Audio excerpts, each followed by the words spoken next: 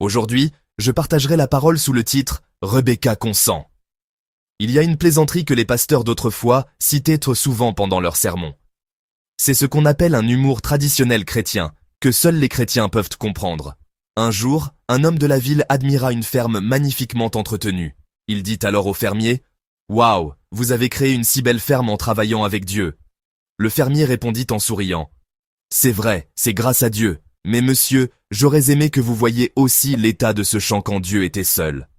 Je vois que peu d'entre vous comprennent. Ce qu'il voulait dire, c'est qu'avant qu'il ne cultive la ferme, quand Dieu était seul, c'était un désastre. Il disait que même si Dieu donnait la pluie et le soleil, avant que lui, le fermier, n'arrive, cette ferme était en piteux état, et que s'il n'avait pas semé les graines, désherbé et entretenu cette ferme, elle ne serait pas là, si belle. Bien que ce soit une plaisanterie, elle fait beaucoup réfléchir les croyants. Tout le monde parle de la grâce de Dieu et confesse, c'est l'œuvre de Dieu. Mais au fond, ils se demandent parfois si la grâce de Dieu seule aurait suffi. Ils pensent avec orgueil. Si je n'avais pas été là, si je ne m'étais pas dévoué, l'œuvre aurait-elle réussi? Si nous étendons un peu plus ce problème et l'abordons théologiquement, cela peut mener à cette question. Dans notre salut ou dans notre vie quotidienne, quelle est la part de Dieu et quelle est ma part en tant qu'être humain? Est-ce que tout est simplement l'œuvre de Dieu ou y a-t-il une part de contribution humaine? Le passage d'aujourd'hui peut être lu sous cet angle. L'ensemble du chapitre 24 de la Genèse est l'histoire du mariage d'Isaac. C'est l'une des histoires d'amour les plus célèbres de la Bible. Si l'histoire du mariage de Jacob est empreinte de compétition et de lutte, celle du mariage d'Isaac se déroule sans grand conflit ni tension majeure. Ce déroulement harmonieux est déjà mentionné dans le texte du chapitre 24. Regardons le verset 12 et lisons-le ensemble. Genèse 24, 12. Il dit « Éternel, Dieu de mon Seigneur Abraham, fais-moi faire aujourd'hui une heureuse rencontre et agis avec bonté envers mon Seigneur Abraham. » Quand j'étais jeune, les sœurs aînées de l'église chantaient souvent un cantique. Il s'intitulait « Donne-moi ce frère ». Les sœurs qui avaient attendu longtemps pour épouser un frère de foi et qui avaient un peu tardé chantaient ce cantique avec une grande ferveur. Mais elles n'ont pas toujours chanté ce cantique avec une telle ardeur dès le début. Plus jeunes, elles élevaient avec élégance la prière du serviteur d'Abraham, tirée du passage que nous venons de lire. Elles priaient en disant « Éternel, je t'en prie, fais-moi rencontrer mon conjoint sans encombre et accorde-moi ta grâce. » Puis ajoutèrent des conditions comme une taille minimale, un visage ressemblant à celui d'un acteur célèbre, etc. Avec le temps, elles reprenaient leurs esprits et priaient en larmes « Donne-moi ce frère, serait-ce ce frère? Donne-moi le frère que tu m'as promis ce jour-là. » J'ai vu de telles scènes. Quoi qu'il en soit, la manière dont Isaac et Rebecca se rencontrent est un modèle que la plupart des chrétiens admirent, pensant « J'aimerais me marier comme ça. J'aimerais rencontrer mon conjoint comme ça. » Parce qu'ils ont rencontré leur conjoint sans difficulté et sont parvenus au mariage en paix. Mais dans cette histoire du mariage d'Isaac et Rebecca, tout était-il vraiment si facile et si paisible? Isaac et Rebecca ont-ils pu fonder une nouvelle famille si tranquillement, sans aucun conflit ni tension? Non. Cette histoire contient également de grandes tensions et de grands dilemmes. La lecture de ce passage donne l'impression d'observer un signe sur un lac. En surface, le signe flottant sur le lac semble si élégant et paisible, mais sous l'eau, on peut voir ses pattes s'agiter sans cesse. Le mariage d'Isaac est comme ce signe. En apparence, rien ne pourrait être plus harmonieux et paisible, mais en y regardant de plus près, on peut sentir la tension, le conflit de plusieurs personnes, une atmosphère précaire. D'abord, le conflit intérieur d'Abraham. Lisons ensemble Genèse 24, versets 3 et 4. 3. « Et je te ferai jurer au nom de l'Éternel, le Dieu du ciel et le Dieu de la terre, de ne pas prendre pour mon fils une femme parmi les filles des Cananéens, au milieu desquels j'habite. » 4. « Tu iras dans mon pays, dans ma patrie, prendre une femme pour mon fils Isaac. » Abraham prend une décision. Il appelle son serviteur. Il lui ordonne de ne pas prendre pour mon fils une femme parmi les filles des Cananéens, au milieu desquels j'habite. Il lui dit d'aller dans sa patrie, parmi sa parenté, pour y chercher une femme pour son fils Isaac. C'est une décision qui exige d'accepter un grand inconfort. C'est la décision de ne pas marier son fils à la légère avec la fille de n'importe qui vivant à proximité. C'est la décision de le marier à la fille d'une personne mise à part, ayant la même culture et les mêmes traditions, même si c'est inconfortable et un peu plus compliqué. Il y avait une raison pour laquelle Abraham a fait ce choix. C'était à cause des expériences qu'il avait vécues avant la naissance d'Isaac. Abraham avait eu un fils avec sa servante Agar, pour remplacer Sarah qui ne pouvait pas avoir d'enfant. Mi-contraint, mi-consentant, Abraham a eu un fils, Ismaël, de sa servante. Mais Dieu s'est-il réjoui de cela? Dieu a détesté cet acte. Dieu n'a pas dit « un fils est un fils ». Dieu a clairement dit qu'il devait être un fils né de Sarah. Ainsi, Abraham a compris que non seulement le fils était important, mais que la femme, la mère de l'enfant, était aussi très importante pour Dieu. Abraham avait déjà fait l'expérience de cette sévérité divine. C'est pourquoi, cette fois, il applique cette même sévérité au choix de la femme de son fils Isaac. En réalité, il aurait été beaucoup plus simple de trouver une femme pour Isaac parmi les Cananéens des environs. Non seulement à cause de la distance, mais aussi parce qu'Abraham semblait presque installé dans la région de Canaan. Dans ce cas, il aurait dû entretenir de bonnes relations avec les peuples et les tribus voisins. Et depuis toujours, pour établir de bonnes relations, il n'y a pas de meilleure méthode que le mariage. Se marier avec les gens de cette tribu ou de ce peuple, il n'y a pas de meilleure façon de nouer des liens. Il y a deux façons de devenir une famille. L'une est la naissance, l'autre est le mariage. On ne peut pas choisir sa naissance, mais on peut choisir son mariage. En se mariant avec les tribus cananéennes voisines, en devenant une famille plutôt qu'un étranger, on a beaucoup à gagner et à apprécier. Abraham aurait probablement pu mener une vie plus sûre et plus paisible. Mais Abraham ne choisit pas cette voie. S'appuyant sur l'expérience de son passé, sur le fait que la femme, la mère de l'enfant, est également importante, Abraham choisit l'inconfort de vivre séparé de Canaan plutôt que la stabilité de vivre mêlé à eux. Il a volontairement emprunté le chemin étroit et solitaire plutôt que le chemin large et facile. Mais bien aimés, ce conflit est quelque chose que nous vivons souvent dans nos vies. Nous sommes constamment entourés de la tentation et du conflit de penser qu'il serait peut-être plus simple de vivre d'une manière plus facile et plus légère, au lieu de choisir une vie de séparation, compliquée et fastidieuse. Chers frères et sœurs, je vous bénis au nom du Seigneur pour que, comme Abraham, vous choisissiez le chemin étroit et solitaire, et non le chemin large et facile. Deuxièmement, le conflit intérieur du serviteur. Abraham a appelé son serviteur le plus fiable et lui a ordonné d'aller chercher une femme pour Isaac. Dans tout le chapitre 24, le nom de ce serviteur n'est mentionné pas une seule fois. Cependant, d'après les passages précédents, on suppose qu'il s'agissait d'Éliézer de Damas, qui avait même été mentionné comme héritier potentiel. Quoi qu'il en soit, le serviteur a accepté la mission de son maître. C'était un voyage difficile de plusieurs centaines de kilomètres aller-retour. C'était une tâche trop grande et trop importante pour être qualifiée de simple course. Non seulement cette tâche était difficile et ardue, mais elle a dû aussi se présenter comme une grande tentation pour ce serviteur. Lisons ensemble le verset 10. Genèse 24, 10.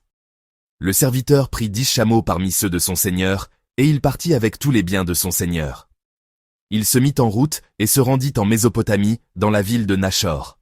Un voyage de plusieurs centaines de kilomètres aller-retour, une mission difficile dont il n'était pas sûr de pouvoir s'acquitter, et pour le serviteur, cette tentation s'ajoutait à la situation. Le verset 10 décrit ce que le serviteur a emporté. 10 chameaux de son maître, et tous les biens de son seigneur. Abraham a permis au serviteur d'emporter des cadeaux d'une valeur difficilement estimable. C'était probablement destiné à la dot.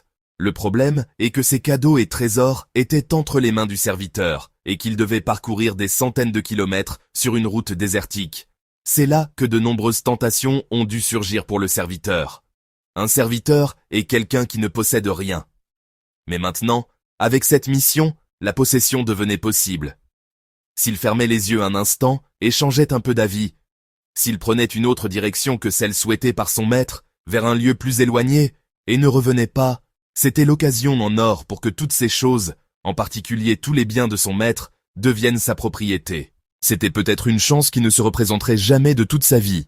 En un mot, c'était l'occasion pour le serviteur de devenir le maître. Face à cette opportunité, comment le serviteur agit-il? Il agit de la manière suivante. Lisons ensemble les versets 34 à 36. 34.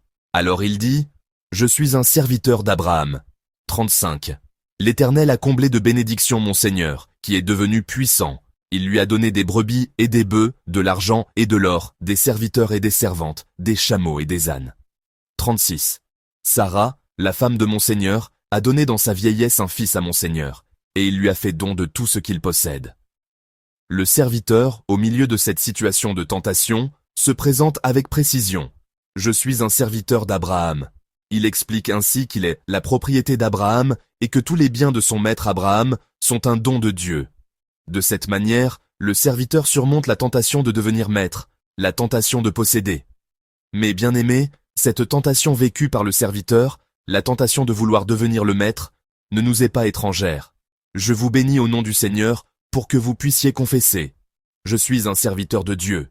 Toutes ces possessions, tout ce que j'ai, c'est Dieu qui me l'a donné. Enfin, le conflit intérieur de Rebecca. Son choix est la décision la plus importante de toute l'histoire et en constitue le point culminant. En entendant le serviteur dire qu'il emmènerait Rebecca à Isaac, son frère Laban et son père Bethuel ont d'abord consenti sans grande hésitation. Cependant, une nuit passée, les deux hommes hésitent à prendre leur décision. Ils reportent la réponse en disant que Rebecca répondra elle-même. Lisons ensemble les versets 57 et 58 de notre passage. 57. Alors ils répondirent, « Appelons la jeune fille et demandons-lui son avis. » 58. Ils appelèrent donc Rebecca et lui dirent, « Veux-tu partir avec cet homme ?» Elle répondit, « Oui, je le veux. » Rebecca répond, « Oui, je le veux. » Bien qu'elle ait répondu promptement, il est probable qu'elle n'était pas sans conflit intérieur, car cela signifiait une séparation à vie d'avec ses parents et ses frères. Même aujourd'hui, se marier ou déménager dans un lieu inconnu à des centaines de kilomètres n'est pas une décision facile à prendre. Pourtant, Rebecca décide de suivre le serviteur d'Abraham. Nous ne savons pas avec quel état d'esprit elle a pris cette décision. Cependant, il y a un passage biblique qui nous donne un aperçu de sa pensée sur le mariage. Il se trouve plus loin, dans Genèse 26, versets 34 à 35. Lisons-le ensemble en regardant l'écran. 34. À l'âge de 40 ans, Ésaü prit pour femme Judith, fille de Bééri le Hittite, et Basmath, fille d'Élon le Hittite. 35. Elles furent un sujet d'amertume pour Isaac et Rebecca. Isaac et Rebecca sont affligés. Pourquoi ? À cause du mariage de leur fils. Isaac et Rebecca étaient affligés à cause des femmes qu'Ésaü avait prises, c'est-à-dire à cause d'un mauvais mariage. Ésaü a épousé des femmes hittites, c'est-à-dire des cananéennes. Cet acte d'Ésaü était une décision et une vision des valeurs diamétralement opposées à la décision d'Abraham d'envoyer un serviteur chercher une femme pour Isaac, et à la décision de Rebecca de quitter ses parents et ses frères pour entreprendre un si long voyage. Plutôt que la facilité et le confort, Abraham et Rebecca ont pris une décision difficile mais juste et bonne pour fonder une famille de foi, une famille mise à part. C'était aussi le sentiment de Rebecca. Dans le cœur de Rebecca, qui a entrepris ce long voyage pour épouser un homme dont elle ne connaissait même pas le visage, se trouvait déjà le cœur d'Abraham, ce cœur mis à part qui cherchait une épouse choisie pour Isaac. Chers frères et sœurs, comme vous le voyez, le passage d'aujourd'hui contient les décisions et les choix de foi de plusieurs personnes. Pour accomplir une œuvre, ils n'ont pas pris de décision à la légère, mais avec prudence, et ils n'ont épargné aucun effort, aucune peine, ni aucun sacrifice pour la réaliser. Et ils ont obtenu le meilleur résultat. Abraham, son serviteur, et Rebecca, pour poursuivre le chemin de la foi et la lignée du salut, maintiennent fermement leur position de foi et leur place au milieu des tensions, des conflits, des doutes et des tentations. Mais, mes bien-aimés, cette œuvre s'est-elle vraiment accomplie par le seul effort humain ? S'est-elle réalisée uniquement grâce au sacrifice, au dévouement et à la foi de ces trois personnes qui ont surmonté la tentation ? En réalité, non. Comme le dit le fermier dans la plaisanterie du début, la ferme n'a pas été bâtie par le seul fermier. Si une inondation était passée par là, qu'adviendrait-il de cette ferme ? S'il n'avait pas plu, les plantes de cette ferme auraient-elles pu pousser ? Même si le fermier avait travaillé sans dormir et sans manger, la ferme n'aurait pas pu être si belle après une seule inondation ou une seule longue sécheresse. Il en va de même pour les événements du passage d'aujourd'hui. Dieu s'est réjoui des décisions des hommes. Lorsque les cœurs des hommes se sont unis à celui de Dieu, Dieu a aplani toutes les difficultés. Le thème du passage d'aujourd'hui est que Dieu aplanit les difficultés.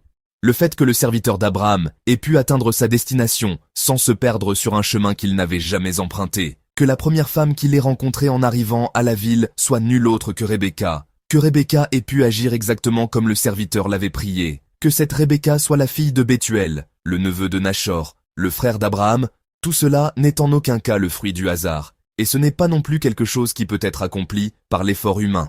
C'est possible parce que Dieu a tout préparé et tout dirigé.